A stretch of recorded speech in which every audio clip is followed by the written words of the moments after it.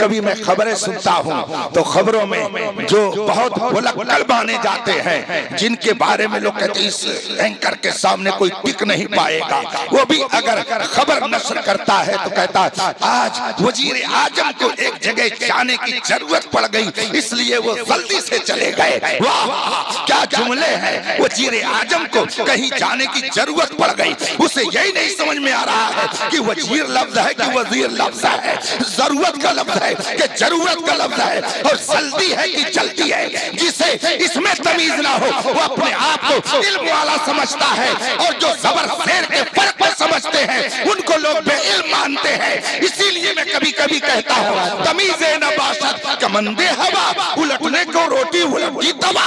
अरे बेइल्म तो वो था जिसे तलफ्फुज़ का तरीका नहीं मालूम है। हम तो अल्हम्दुलिल्लाह रब के कलाम को अदा करने का तरीका जानते हैं। वाह वाह वाह, क्या बात क्या बात है, वाह वाह वाह। आप कहेंगे हजरत ये फर्क क्या है, जरा फर्क सुन लीजिए, फिर आपको समझ में आएगा कि इस पढ़ाई की अहमियत क्या है। अगर मैंने पढ़ा इजा जाअ नस्रुल्लाह, तो ये जितने लोग ऊपर बैठे हैं नीचे भी होंगे ऐसे, ये कहेंगे कि हजरत इजा जाअ ये तो जीम से आपने पढ़ दिया, ये तो पूरे कुरान में कहीं नहीं आया है, ये अम्मा पारा में है ही नहीं। इजा जाअ नस्रुल्लाह ये जीम से आप पढ़ रहे हैं, जीम से कुरान में नहीं है, वो तो जाल से है। इजा जाअ, और ये जो आपने आगे पढ़ा नस्रुल्लाह ये सीन से आप पढ़ रहे हैं, कुरान करीम में सीन से नहीं है, कुरान करीम में तो स्वाद से है।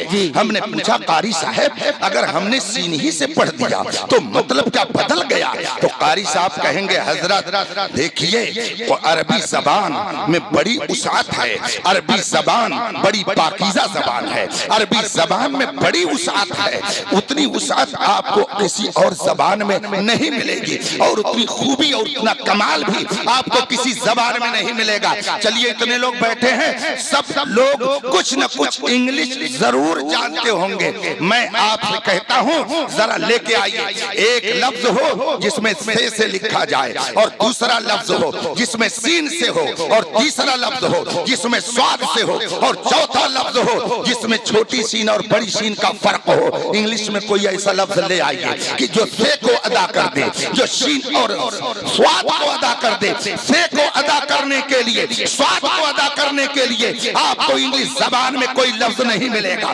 एस आ गया और उसी पे एच लगा दिया तो बड़ी सीन, और अगर नहीं लगाया एच तो छोटी सीन। तो एक लफ्ज उधार लिया, एक हर्फ मंगनी लिया, तब अपना कुछ काम चला सका, और वो भी लंगड़ा लूला। इसलिए कि अगर से के लिए लाया जाए, स्वाद के लिए लाया जाए, तो इंग्लिश जबान में आपको कोई लफ्ज नहीं मिलेगा। ये कुरान की बलागत है, कुरान का एजाज है, कुरान की आफाकियत और आलमगीरियत है, ये कुरान का कमाल है कि वो लफ्जों के इतने मायने रखता है कि तलफ्फुज़ करते जाइए माना अलग अलग बदलता है। वाह वाह वाह, माशाअल्लाह, सुभान अल्लाह, क्या कहने, वाह वाह। इसी आयत के ताल्लुक से सुन लीजिए, इज़ा जाअ क्या है आगे? मैं देखिए पढ़ता हूँ जरा बताइएगा। हालांकि मैं कारी नहीं हूँ, कारी तो ये हजरात हैं, इन्होंने मेहनत करके 4 बच्चों को कारी बनाया है। अल्लाह तबारक व तआला इनके सीने में कुरान करीम को नक्शकल हजर फरमाए। मैं पढ़ता हूँ जरा बताइएगा। इज़ा जाअ, अब आगे पढ़ रहा हूँ जरा गौर से सुनिएगा ताकि आपको फर्क महसूस हो सके। मैंने पढ़ा इज़ा जाअ नस्रुल्लाह, छोटी सीन से पढ़ा कि बड़ी सीन से, कि स्वाद से, किससे से? इज़ा जाअ नस्रुल्लाह किससे पढ़ा? बड़ी सीन से। आप लोग तो आ गए लाइन पर, पढ़े लिखे हो गए थोड़ी देर में, आप लोग भी कारी हो रहे हैं। क्या बात। चलिए फिर मैंने पढ़ा इज़ा जाअ, गौर से सुनिएगा, इज़ा जाअ नस्रुल्लाह। अब किससे पढ़ा? स्वाद से नहीं पढ़ा भाई, गड़बड़ मत कीजिए, छोटी सीन से पढ़ा। अब जरा सुनिए, इज़ा जाअ नस्रुल्लाह किससे पढ़ा? इधर का टोला कुछ ज्यादा मजबूत लग रहा है, इसमें कुछ कारी लोग हैं और इधर तरकारी लोग हैं, इसलिए इधर के लोग कम बोल रहे। चलिए ठीक है, मेरी तरफ मुतवज्जे रहिए। इज़ा जाअ नसरुल्लाह। किससे पढ़ा मैंने? से पढ़ा ना। और इज़ा जा नसरुल्लाह स्वाद से पढ़ा। 4 लफ्ज हो गया। नस्र, और फिर पढ़ा मैंने नस्र, और फिर पढ़ा मैंने नस्र, और फिर पढ़ा मैंने नस्र। ये 4 तरीके से पढ़ा गया। चारों के माना अलग अलग हैं। अगर आपने इसको छोटी सीन से पढ़ा नस्र, तो नस्र का माना होता है गिद्ध। चील, कौवा, गिद्ध होता है ना। तो अब माना क्या होगा? नसरुल्लाह। उसका तर्जमा हो जाएगा अल्लाह का गिद्ध। अल्लाह का गिद्ध, चील, कौवा, गिद्ध, अल्लाह का गिद्ध। इज़ा जाअ नसरुल्लाह का तर्जमा जब सीन के साथ पढ़ेंगे तो हो जाएगा जब अल्लाह की तरफ से गिद्ध आ जाए, ये तर्जमा होगा। और अगर पढ़ा जाए इज़ा जाअ नसरुल्लाह, तो नस्र के माने होते हैं पब्लिसिटी करने के, किसी चीज को लोगों के दरमियान फैलाने के। नस्र, तो नसरुल्लाह का मतलब होगा जब अल्लाह की तरफ से फैलाना आ जाए। और अगर आप इसको से पढ़ेंगे इज़ा जाअ नसरुल्लाह, इसका तर्जमा होगा जब अल्लाह की तरफ से किसी चीज का बिखेरना आ जाए। और जब आप पढ़ेंगे इज़ा जाअ नसरुल्लाह स्वाद से, तो तर्जमा होगा जब अल्लाह की मदद आ जाए।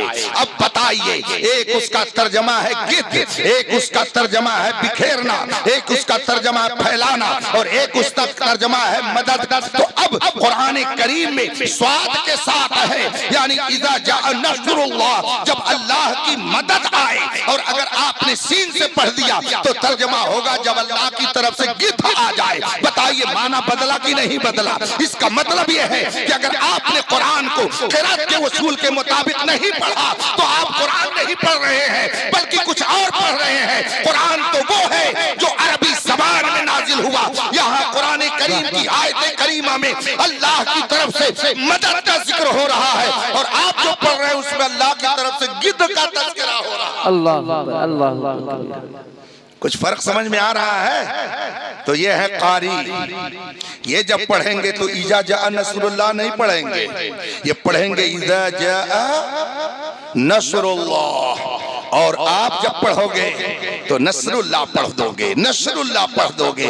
कुछ लोग ऐसे होते हैं जिनकी आदत ही होती है हर बात में या तो जे निकालेंगे या हर बात में बड़ी शीन ही निकालेंगे। साहब कहाँ से आ रहे हैं, आपको कहाँ जाना है, कहाँ से तशरीफ ला रहे हैं, हर बात पर वो लफ्ज़ से ही बोलते हैं। जनाब बैठिए, तशरीफ लाइए, ये सब चीजें हाजिर है, खा लीजिए। तो कुछ लोग से ही बोलते हैं। इसीलिए फन्ने क़िरात को आपके बच्चों के सीने में उतारा जाता है ताकि ये बोले तो इनकी गुफ्तगू भी पाकीज़ा हो। ये कुरान पढ़े तो कुरान का पढ़ना भी कारे सवाब हो जाए, वरना कुरान अगर गलत पढ़ा जाएगा तो उससे आपको सवाब नहीं मिलेगा बल्कि उल्टा गुनाह। ये है कुरान। तो ये हाफिज हैं, और ये बताइए इनकी जरूरत हुई कि नहीं हुई? हुई ना।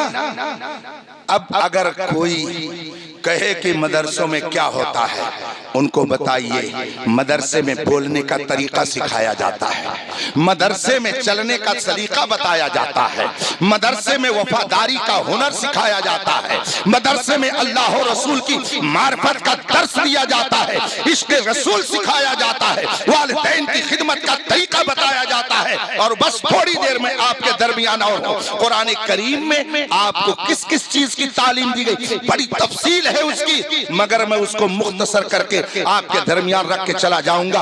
आप मेरी तरफ थोड़ी देर के लिए और खुसूसी तौर पर मुतवज्जे हो जाए। कुरान करीम और इस्लाम खास तौर से 5 चीजों की हिफाजत के लिए अपने मानने वालों को बहुत ही ज्यादा अहमियत के साथ तवज्जो करने की इजाजत बल्कि तवज्जो करने का हुक्म देता है। 5 चीजें सुन लीजिए, वो क्या हैं कि जिसकी हिफाजत और सेफ्टी इस्लाम का मकसद असली है।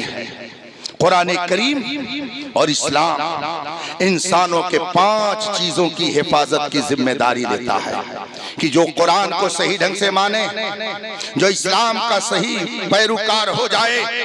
इस्लाम ये कहता है हम तुम्हारी 5 चीजों की हिफाजत की जिम्मेदारी लेते हैं। और ये भी याद रखिए, ये भी याद रखिए कि हम अगर इस्लाम को तस्लीम करते हैं और इस्लाम को मानते हैं तो इसलिए नहीं कि हम इस्लाम की हिफाजत करेंगे। ये भी याद रखिए, फर्क समझिए।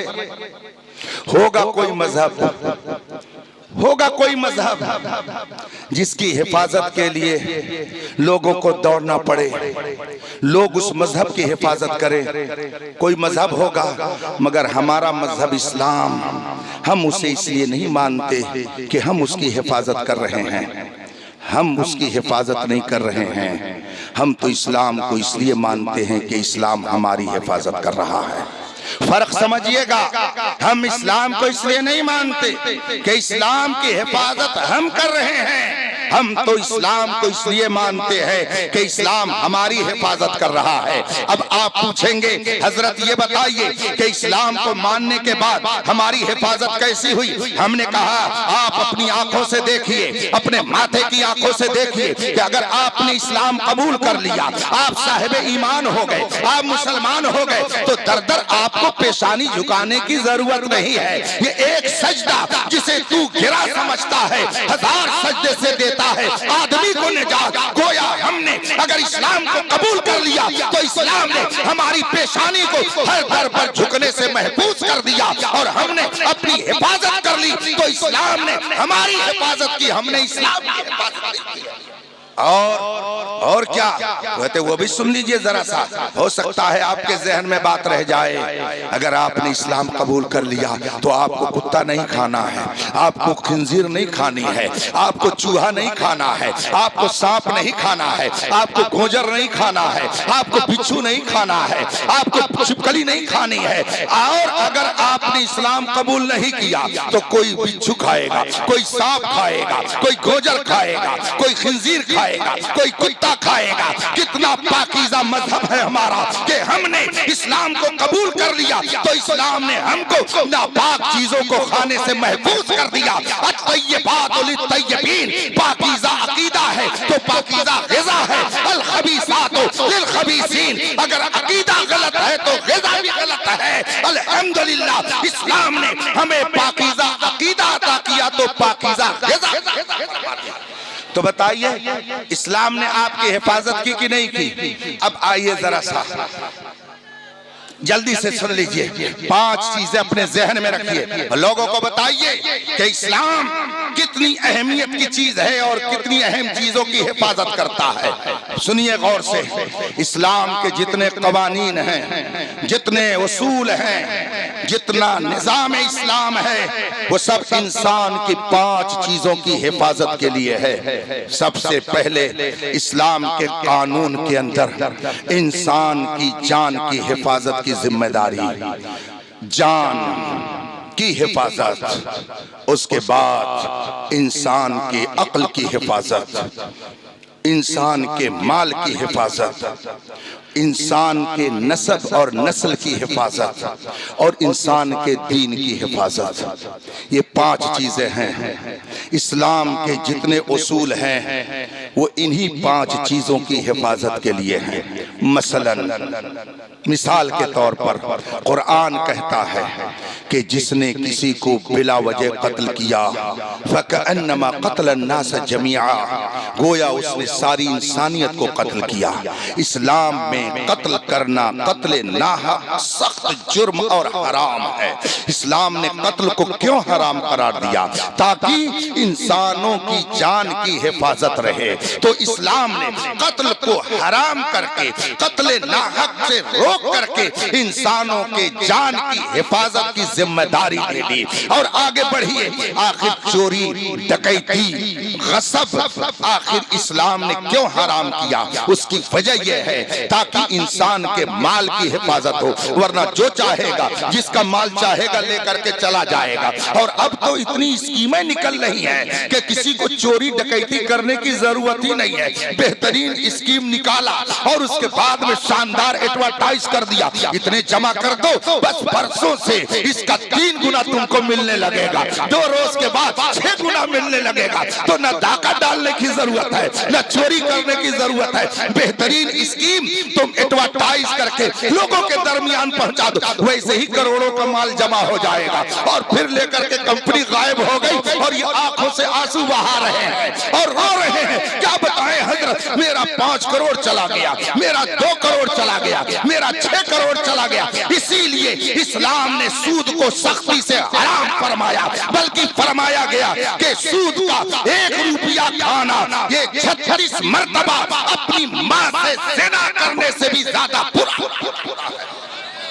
इतनी सख्ती से इस्लाम ने सूदखोरी को मना किया है कि अपनी मां से 36 मर्तबा ज़िना करने से भी ज्यादा बुरा है कि आदमी 1 दिरहम सूद का खाता हो। लेकिन मुसलमान आजकल यहाँ क्या सोचता, पैसा हो चाहे जैसा हो, अल्लाह मुसलमानों को समझ अता फरमाए। मादा परस्ती के इस दौर में ये भी समझता। अभी मैंने एक बयान सुना, कोई पुलिस महकमे के ऑफिसर हैं, वो मुसलमानों को समझा रहे हैं, तो मैंने सुना तो मुझे वो बात वाकई बहुत ही माकूल लगी। वो पुलिस महकमे के अहम ऑफिसर थे, मुसलमानों को जमा करके वो समझा रहे थे कि देखो भाई, तुम अगर अपने जुलूस में लड़कों को नाचने की इजाजत दे दोगे तो बताओ तुम में और हिंदुओं में फर्क क्या रह जाएगा। इसलिए कि नाचते वो जुलूस में है, तुम भी अगर जुलूस में नाचोगे तो तुम दोनों में फर्क क्या रह जाएगा। उनका मजहब और है, हमारा और तुम्हारा मजहब और है। हालांकि वो समझाने वाले गैर मुस्लिम ही थे, मगर वो समझा रहे हैं कि तुम्हारे मजहब में जब ये नहीं है तो गैरों की नकल मत करो, उसको देख करके तुम डांस मत करो, नाच मत करो। जुलूस किसी और का होगा जिसमें नाचने गाजने गाने का तरीका बताया जाता होगा। तुम तो अपने पैगंबर का जुलूस निकालते हो, अपने किसी वली का जुलूस निकालते हो, अपने किसी बुजुर्ग का जुलूस निकालते हो। क्या तुम्हारे पैगंबर ने, तुम्हारे वली ने, तुम्हारे बुजुर्ग ने ये तालीम दी है कि अपने जुलूस में तुम डांस करो? जब तुम्हारा मजहब इसकी इजाजत नहीं देता है तो गैरों की नकल करके तुम खुद ऐसा क्यों करते हो? संजीदा मजहब के मानने वाले हो तो संजीदगी का प्रूफ पेश करो। बताइए उसकी बात माकूल है कि नहीं माकूल है?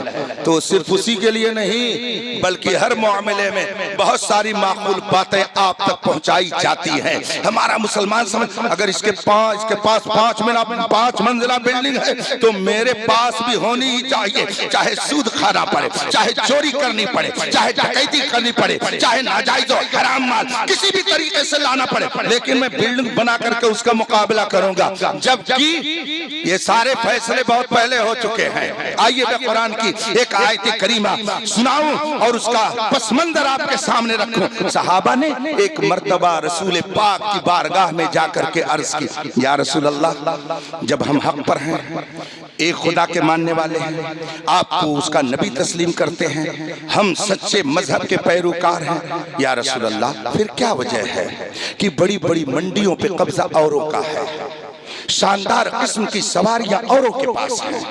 ये मैं नहीं कहता, आप कुरान पढ़ें तो उसमें आपको मिलेगा।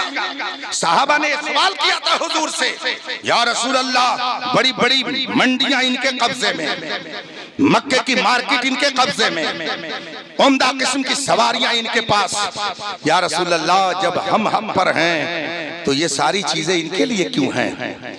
साहबा ने जब ये अर्ज की, मेरे आका सल्लल्लाहु अलैहि वसल्लम के सामने जब सहाबा ने ये सवाल रखा, हजरत जिब्रील अलैहिस्सलाम कुरान की आयत लेके नाज़िल हुए।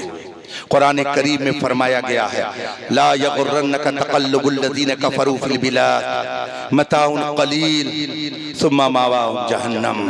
ला यगुर्रन्नका तक़ल्लुबुल लज़ीना कफ़रू फ़िल बिलाद, अहले कुफ्र का शहरों में दंदनाते हुए उम्दा सवारियों से फिरना, उनका घूमना, मार्केट पर उनका कब्जा होना, ला यगुर्रन्नका, ये तुम्हें धोखे में न डाले, मताउन क़लील, ये बहुत थोड़ी पूंजी है, फिर इन सब का ठिकाना नारे जहन्नम है, और तुम्हारे लिए क्या है? जन्नत की बहारें अल्लाह ने तुम्हारे लिए बना रखी है, बस शर्त ये है कि मुस्तफा के सच्चे वफादार बन करके रहो। इसीलिए इमाम अहमद रजा ने फरमाया, वो तो निहायत सस्ता सौदा बेच रहे हैं जन्नत का, हम मुफलिस क्या दाम चुकाएं अपना हाथ ही। इसलिए सुनिए, फिर मैं अपने उसी बात पर आता हूं। इस्लाम ने, कुरान ने, रसूल पाक ने इंसान की 5 चीजों की हिफाजत की जिम्मेदारी अपने कर्म पर ले रखी है। इंसान की जान की हिफाजत और इंसान के माल की हिफाजत। जान की हिफाजत के लिए कत्ल को हराम करार दिया और माल की हिफाजत के पेशे नजर चोरी, डकैती, गस्ब, सूदखोरी को हराम करार दिया। माल की हिफाजत के लिए जुएबाजी को हराम करार दिया। माल की हिफाजत के लिए सूद के सिलसिले में कई सख्त आयतें नाजिल फरमाई ताकि इंसानों के माल की हिफाजत हो। और तीसरे नंबर पे आइए, अक्ल है। अल्लाह ने इंसान को अक्ल दी है। इस अक्ल की हिफाजत के लिए अल्लाह तबारक व तआला ने अक्ल खत्म करने वाली चीजों को हराम फरमाया। चुनांचे अल्लाह ने शराब को हराम फरमाया, नशे की चीज को हराम फरमाया ताकि अक्ल इंसानी महफूज रहे, इंसान की अक्ल खराब ना होने पाए। तो शराब और नशे की चीजों को इस्लाम ने इसलिए हराम करार दिया ताकि अक्ल इंसानी की हिफाजत होती रहे। कत्ल को हराम करार दिया ताकि जान की हिफाजत होती रहे। कत्ल और चोरी, डकैती, गस्ब और सूद को हराम करार दिया ताकि इंसान के माल की हिफाजत होती रहे। नशे की चीजों को हराम करार दिया ताकि अक्ल इंसानी की हिफाजत होती रहे। और आगे जिना को हराम करार दिया। जिना को हराम करार दिया। आज मुझसे ज्यादा आप इस टॉपिक पर समझ सकते हैं और समझ रहे हैं। मैंने 25-26 साल पहले BBC लंदन की खबर सुनी रेडियो के जरिया, और जब मैंने ये खबर सुनी तो उसी वक्त अपनी कॉपी में मैंने उसे नोट कर लिया। आज भी वो खबर मेरी नोट बुक में मौजूद है। BBC लंदन ने खबर नशर किया था आज से तकरीबन 26 साल पहले, और उस खबर में रेडियो के जरिया ये बात लोगों तक पहुंचाई जा रही थी कि फला मुल्क में, रेडियो में उस मुल्क का नाम भी सुनाया गया, फला मुल्क में 60% आबादी ऐसे लोगों की है जिनके बाप का पता नहीं है। 60% आबादी। ये आज से तकरीबन 26 साल पहले की बात है और मेरी डायरी में वो खबर नोट है। BBC लंदन ने ये खबर दी थी। तो आखिर ये 60% लोग जिनके बाप का पता नहीं जिस मुल्क में रहेंगे, बताइए क्या वहां शर्म और हया पैदा होगी? क्या वहां पर शराफत आएगी? जहां पर 60% लोग ऐसे हों जो बाप के साए से महरूम हो, जिनके कोई बाप ना हो। दूसरे लफ्जों में क्या ये नहीं वो खबर दे रहा है कि 60% ऐसे लोग हैं जो जिना से पैदा हुए हैं। जहां पे ऐसे लोग पैदा होंगे वहां शर्म और हया का मादा नहीं हो सकता है, वहां संजीदगी नहीं पाई जा सकती है, वहां रसूल के वफादार नहीं होंगे, वो रसूल पाक के गद्दार ही पैदा होंगे, नबी के गुस्ताख ही पैदा होंगे। इसलिए कि जो रसूल पाक की शान में गुस्ताखी करता है उसका किसी न किसी तरीके से कोई न कोई मामला गड़बड़ जरूर होता है। जो लोग रसूल पाक की शान में गुस्ताखियां करते हैं उनका शजरा उठा करके देख लीजिए, कहीं ना कहीं से कोई ना कोई गड़बड़ी जरूर आपको मिलेगी। जिस मुल्क में 60% लोग ऐसे हो जिनका कोई बाप ना हो, वहां शराफत और शर्म और हया का वजूद नहीं हो सकता। ऐ मुसलमानों, अपनी किस्मत पर नाज करो कि तुम जिस मुल्क में हो, रब्बे कदीर ने तुम्हें निकाह का कानून दे करके हलाली तौर पर आबादी बढ़ाने का तरीका अदा किया है। इसीलिए अल्हम्दुलिल्लाह पूरी दुनिया में, हिंदुस्तान में रसूल पाक और गौसो ख्वाजा के वफादार जितने पाए जाते हैं उसकी कोई मिसाल नहीं पेश की जा सकती है। मैं एक मौके पे बगदाद मोहल्ला गया हुआ था, वहां मैंने एक किताब पढ़ी। किताब का नाम था वसाया शेख अब्दुल कादिर अल जिलानी, यानी ये किताब हुजूर सैयदना गौसे पाक की वसीयत पर मुश्तमिल है। मैंने उस किताब को खरीदा और वहीं खानकाह कादिरिया में मैंने उसको पढ़ना शुरू किया। पढ़ते पढ़ते एक सफ़े पर मेरी नजर जाकर के टिक गई। वहां का प्रोफेसर शुरू में तमहीद के तौर पर उस किताब में लिखा दिखता है कि यूं तो गौसे पाक के मानने वाले पूरी दुनिया में पाए जाते हैं, मगर सबसे ज्यादा मोहब्बत करने वाले किस मुल्क में हैं? तो अब उसका तज्जिया करते हुए वो अरब का आलिम लिख रहा है, पूरी दुनिया में गौसे पाक से मोहब्बत करने वाले पाए जाते हैं, मगर सबसे ज्यादा जिस मुल्क में गौसे आजम से मोहब्बत करने वाले पाए जाते हैं वो हिंदुस्तान है, वो हिंदुस्तान है, ये हिंदुस्तान है। और जब मैंने ये पढ़ा तो फौरन मुझे बरेली का इमाम अहमद रजा याद आ गया। उसी ने तो हमको दुआ के लिए ये सलीका बताया कि जब तुम रब से दुआ करो तो कहो कादरी कर, कादरी रख, कादरियों में उठा कदरे अब्दुल कादिरे कुदरत के वास्ते। उसी इमाम अहमद रजा ने हमको ये सबक बताया और लोगों को ये पैगाम दिया, मेरी किस्मत की कसम खाएं सगाने बगदाद हिंद में रह के भी देता रहूं तो ये चौथी चीज नस्ल इंसानी की हिफाजत। जिना को इस्लाम ने हराम करार दिया ताकि आपकी नस्ल महफूज रहे, नस्ल इंसानी की हिफाजत होती रहे। और भी बहुत सारी चीजों को हराम करार दिया, कुफ्र और शिर्क से मना किया, फला फला चीज से मना किया ताकि आपका दीन महफूज रहे। ये 5 चीजें हैं, इंसान की जान, इंसान की अक्ल, इंसान का माल, इंसान की नस्ल और इंसान का दीन।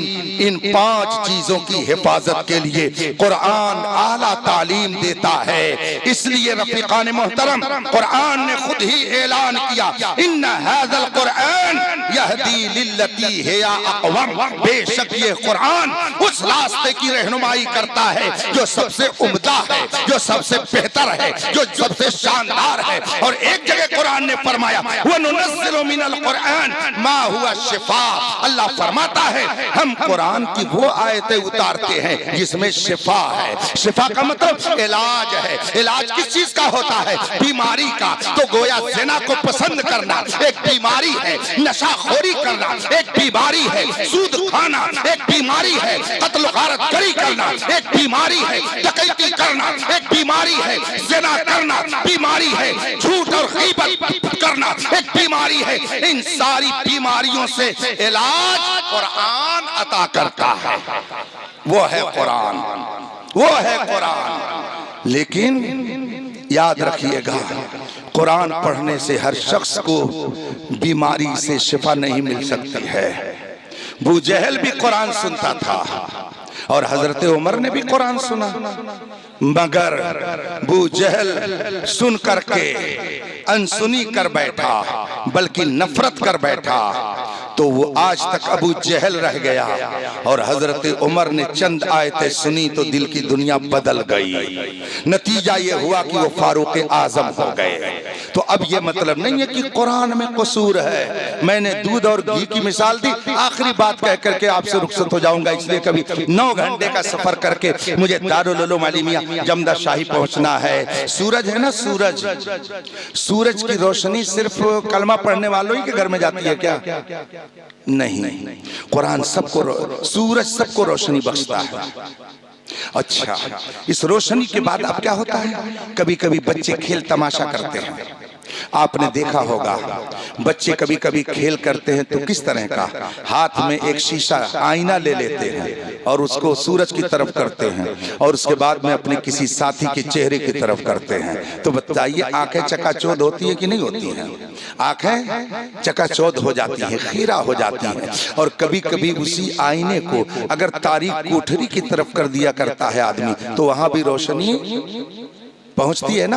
अब फर्ज कीजिए आपके लभेड़ा का ये नाम किसने रखा, इसकी तहकीक करनी पड़ेगी। इकबाल साहब खूब जोरदार इसकी तहकीक करके शेर इस पर लिख दीजिएगा। साजी साहब इतनी जल्दी कह रहे मैं नहीं लिख पाऊंगा, ये बदी ही शायर है, फिल बदी ही शायर है, तो ये जल्दी लिख देंगे। फर्ज कीजिए आपकी आबादी का एक बच्चा आईना सूरज के सामने लेकर के खड़ा हुआ और उसके बाद में अपने एक साथी के चेहरे पर किया और उसके बाद में अपनी तारीख कोठरी की तरफ भी उसने कर दिया। दिया। तो बच्चे के चेहरे पर जब आईना का रुख हुआ तो उसकी आंखें खीरा हो गई, और जब तारीक कमरे की तरफ उसका रुख किया तो वहां भी थोड़ी सी रोशनी हो गई। एक दूसरा बच्चा भी वहीं बैठा था। कुछ लोगों की आदत क्या होती है कि तुम अगर जाओगे ईर घाट तो हम जाएंगे बीर घाट, तुम जाओगे अगर उधर तो हम जाएंगे इधर। कुछ लोगों का ये मिजाज होता है कि वो समझौता नहीं करना चाहते। फर्ज कीजिए दो लड़के थे, एक ने आईना सूरज के सामने दिखाया और उसके बाद में एक लड़के के चेहरे पर किया, फिर उसने एक तारीख कोठरी में कर दिया, और एक लड़का उसी के मुकाबिल में जल्दी से गया और अपने घर के अंदर से रोटी पकाने वाला तवा लेकर के आया, और उस तवा को उसने सूरज के सामने ऐसे कर दिया। अब इधर उधर वो भी घुमा रहा है, और उसके बाद में वो किसी के मुंह पे कर रहा है, किसी कमरे की तरफ कर रहा है। बताइए कुछ रोशनी होगी रोशनी? नहीं होगी। अब मुझे आप बताइएगा, आईने को आपने देखा कि बच्चे ने सूरज की तरफ किया तो आईना रोशन हो गया, और उसकी किरणें किसी के चेहरे पर पड़ी तो उसके चेहरे पर रोशनी आ गई, और अगर कमरे में पड़ी तो कमरे में भी रोशनी पहुंच गई। और तवा जिसको सुबह से शाम तक लेकर सूरज के सामने दिखाता रहा, घुमाता रहा, लेकिन न उसमें खुद रोशनी आई, न किसी के चेहरे को उसने रोशन किया, न किसी के कमरे को रोशन किया। बताइए कसूर तवे का है या कसूर सूरज का है? कसूर किसका माना जाएगा? गलती किसकी है? कमी किसकी है? सूरज तो सबको रोशनी दे रहा है, इसलिए कि सूरज की रोशनी दुश्मन के भी आंगन में पहुंच रही है, दोस्त के भी आंगन में पहुंच रही है। सूरज तो चमक ही रहा था, मगर एक शख्स ने आईना उधर दिखाया तो वो रोशन हो गया, दूसरे को उसने रोशन कर दिया। और तवे को सूरज के सामने जब किया तो न खुद रोशन हुआ न किसी और को रोशन किया। तो इसमें कसूर तवे का है, सूरज का कोई कसूर नहीं है। सूरज तो सबको रोशनी पहुंचा रहा है। बात यह है कि आईने में वो सलाहियत थी, वो कैपेसिटी थी कि उसने सूरज की किरणों को अपने अंदर समो लिया और फिर उसने किरणों को दूसरी तरफ फेंक दिया, तो वहां भी रोशनी, वहां भी रोशनी। और तवे के अंदर ये सलाहियत नहीं थी कि वो खुद रोशन होता, इसलिए दिन भर वो सूरज के सामने रहा मगर उसमें कोई रोशनी नहीं पैदा हो सकी। बिल्कुल ऐसे ही इंसान का दिल है, जो साहिब ईमान है उसका दिल मिसले आईना है,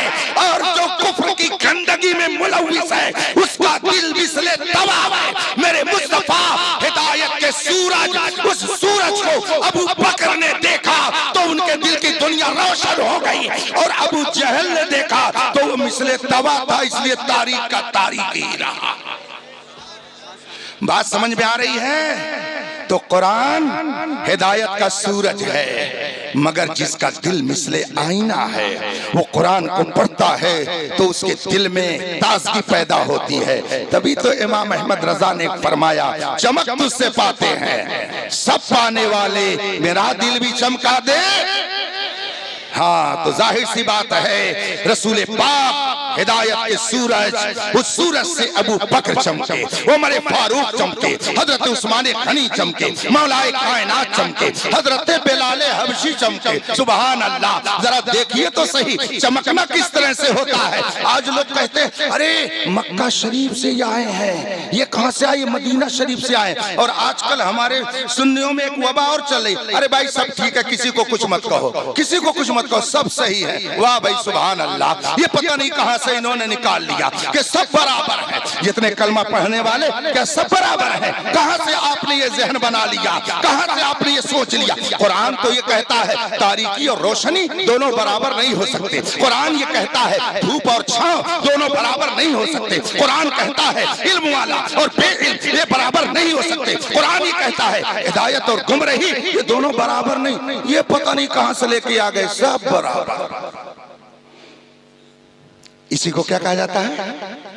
अब अगर हम कह देते हैं तो लोग कहते हैं लो हजरत सबको सुलह कुल्ली बना करके गए, और आप ये नहीं देख रहे हैं कि आप क्या कर रहे हैं। याद रखिएगा, हलवा और गोबर को एक करने का जो काम करेगा तो उसका नतीजा बेहतर।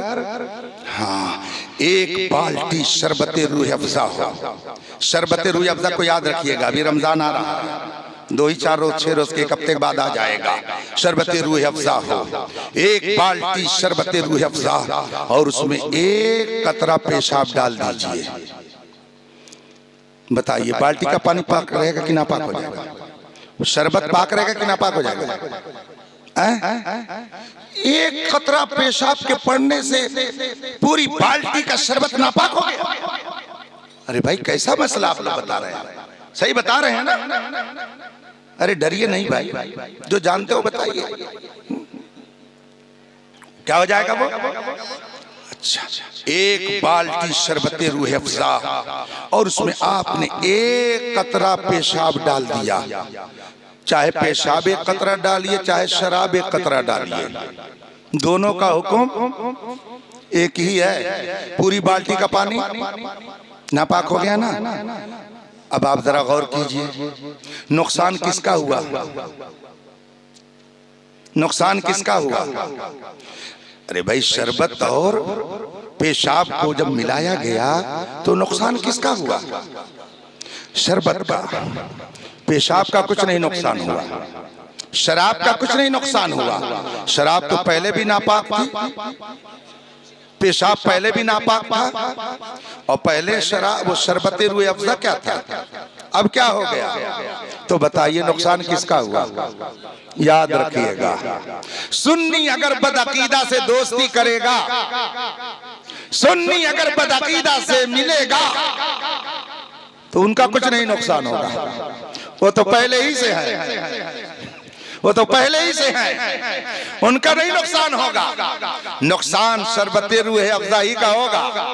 ये चमकते दमकते सुन्नियों के चेहरे, जिनके दिल में रसूल पाक की मोहब्बत पाई जाती है, जिनके दिल में सहाबा की अज़मत पाई जाती है, जिनके दिल में अहले बैत की अकीदत पाई जाती है, जिनके दिल में अइम्मे मुज्तहिदीन का एहतराम पाया जाता है, जिनके दिल में सच्चे उलमा की अकीदत पाई जाती है, ये जो खुशनुमा फूल है और ये जो चेहरे चमक रहे हैं, अगर ये बदअकीदा के साथ बैठेंगे तो अब जान लीजिए उनका नुकसान नहीं होगा, नुकसान इन्हीं का होगा। इसलिए कि हम ये देखते हैं कि कल जो आबादी सुन्नी थी, जहां पे सब सुन्नी थे, किसी बदअकीदा से मिले तो उस बदअकीदा को तो सुन्नी नहीं बना सके, अलबत्ता ये आबादी जरूर उधर हो गई। कल तक हम ये देखते थे कि जो आदमी रसूल पाक की अज़मत का गुण गाता था, आज कहता है हुजूर ऐसे नहीं थे, हुजूर ऐसे थे, हुजूर को इतना इल्म नहीं था, हुजूर को इतना इल्म था। तो याद रखिए, जो सुन्नी सही अकीदा बदअकीदा से मिलेगा उसका कुछ नहीं नुकसान होगा, नुकसान हमेशा सुन्नी सही हो।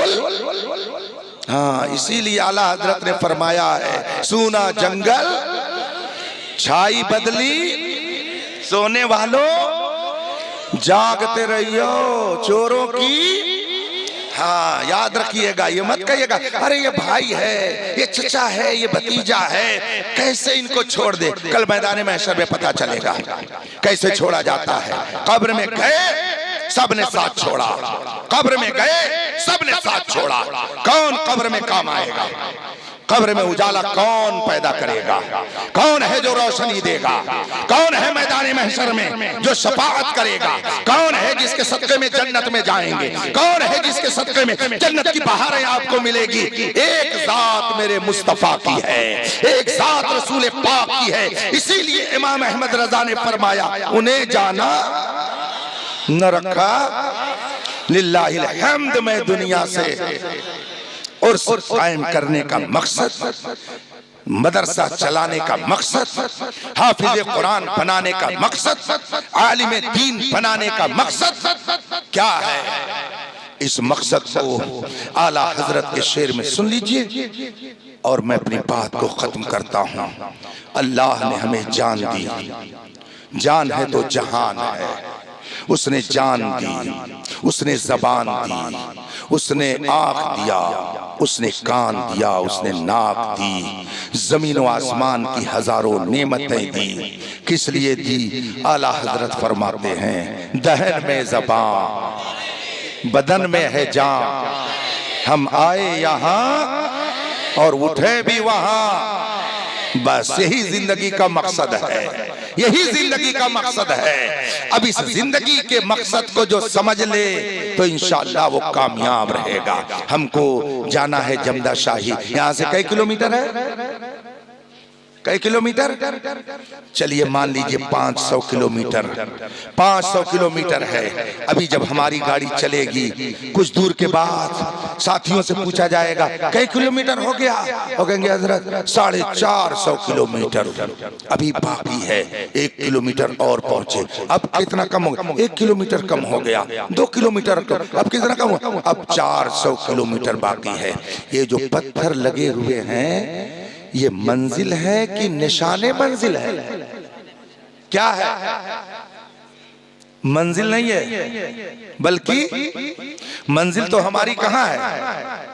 जमदाशाही। और ये जो है 500 किलोमीटर का सफर तय करना था। हर 1 किलोमीटर पर एक पत्थर मिला। ये पत्थर क्या है? मंजिल है, निशाने मंजिल है। निशाने मंजिल और है। और मंजिल, अगर हमने निशाने मंजिल को ही मंजिल समझ लिया और वहीं बैठ गए गाड़ी से उतर करके, 24 घंटा नहीं 24,000 साल वहीं बैठे रहे, मगर जमदाशाही नहीं पहुंच सकते हैं। जमदाशाही पहुंचने के लिए आगे बढ़ना पड़ेगा। इसका मतलब है निशाने मंजिल और है और मंजिल और है। ये दारुल उलूम ये मंजिल नहीं है, ये निशाने मंजिल है। कुरान का हिफ्ज करना ये मंजिल नहीं है, ये निशाने मंजिल है। बिल्डिंगें बनाना ये मंजिल नहीं है, ये निशाने मंजिल है। यूनिवर्सिटी कायम करना ये मंजिल नहीं है, ये निशाने मंजिल है। मंजिल हमारी क्या है? ज़ाते मुस्तफा है, रसूल पाक की ज़ात है, दरबारे मुस्तफा है, इश्क़े मुस्तफा है। तभी तो डॉक्टर इकबाल ने कहा था कि मोहम्मद से वफा तूने, ये जहां चीज है क्या लो। हाँ, तो निशाने मंजिल और है। मंजिल हमारी ज़ाते मुस्तफा है, मंजिल हमारी मोहब्बते मुस्तफा है। इसीलिए इमाम अहमद रजा ने जिंदगी भर पूरी दुनिया वालों को यही पैगाम दिया है, ऐ इश्क तेरे सदके जलने से छुटे सस्ते, जो आग बुझा देगी वो लहद में। इश्क रुखे शह का दाग अंधेरी रात सुनी थी। हाँ, तो निशाने मंजिल और मंजिल का फर्क समझिएगा।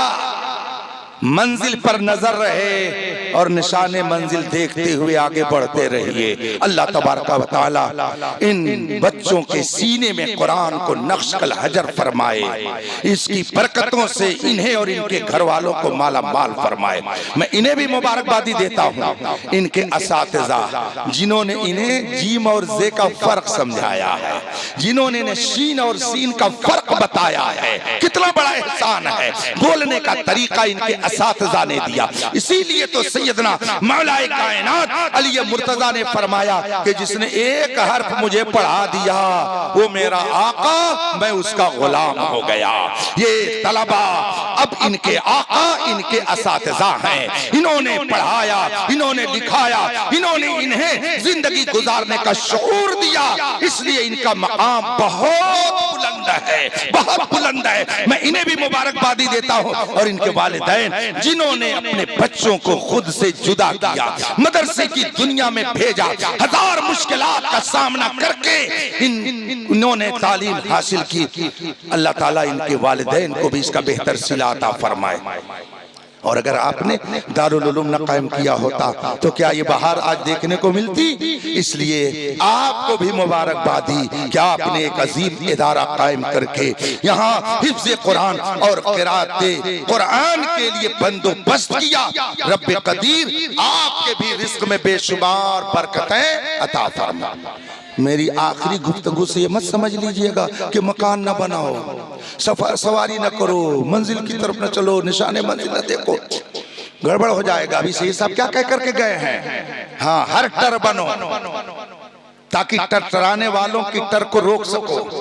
अभी कह के गए ना, डॉक्टर बनो, बेहतरीन डॉक्टर बनो, इंजीनियर बनिए, बेहतरीन इंजीनियर बनिए, लायर बनिए, शानदार लायर बनिए, महाजन बनिए, खूब बड़े महाजन बनिए, मुफ्ती बनिए, शानदार मुफ्ती बनिए, मुनाजिर बनिए, बेहतरीन मुनाजिर बनिए। वरना पता चलेगा कि 150 मुनाजरे का ऐलान करने वाला जाहिल मुतलक नजर आएगा। इसलिए अब जो है